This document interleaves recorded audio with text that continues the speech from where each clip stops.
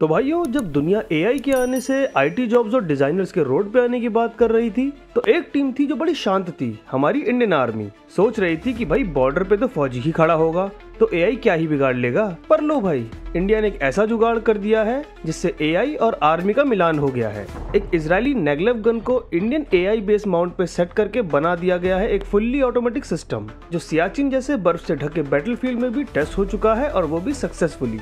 ये सिस्टम कोई सिर्फ फॉरेन माल नहीं है कि बाहर का सामान लाके हमने इंडिया में जोड़ दिया। गन इजरायली है but AI based firing mount Indian है। थर्मल टारगेटिंग और एडेप्टिव सेंसर हमारे डीआरडीओ ने पूरी तरह देश में ही बनाया है इसे बीएसएस मटेरियल लिमिटेड ने, जिन्होंने गन को एआई के साथ इंटीग्रेट करके एक ऐसा प्लेटफॉर्म बनाया है जो बिना किसी इंसानी हेल्प के दुश्मन पे फायर कर सकता है और एनिमी डिटेक्शन भी खुद कर सकता है। इसका टेस्ट हुआ सियाचिन की 14,000 फीट की ऊंचाई पर, जहां टेम्परेचर फ्रीजिंग था, ऑक्सीजन कम थी, लेकिन सिस्टम ने परफेक्ट फायर किया बिना फेल हुए। इसके इतने पॉजिटिव रिस्पॉन्स के बाद आर्मी ने तुरंत इसको ग्रीन सिग्नल दे दिया है। ये सिर्फ एक गन नहीं, ये भारत का दिमाग है। इसके मॉड्यूलर माउंट को किसी जीप पे लगाओ, ट्राइपॉड पे बिठा दो या ड्रोन पे चिपका दो, जहां मन करे लगा दो। फॉग हो या स्नोफॉल, सिस्टम टारगेट नहीं छोड़ेगा। रिमोट से भी कंट्रोल किया जा सकता है इस गन को। दोस्तों, जब दुनिया सैटेलाइट्स और मिसाइल्स की बात करती है, इंडिया क्वाइटली एक स्मार्ट सोल्यूशन रेडी करता है, वो भी अपने देसी जुगाड़ से। और सबसे बड़ी बात, इसे सोल्जर्स की सेफ्टी बढ़ेगी, उनका काम आसान होगा। टेक्नोलॉजी चलेगी कहीं दूर पहाड़ों पे, लेकिन कंट्रोल हमारे जवानों के हाथ में ही रहेगा। तो आप देख रहे थे डिफेंस सूत्र।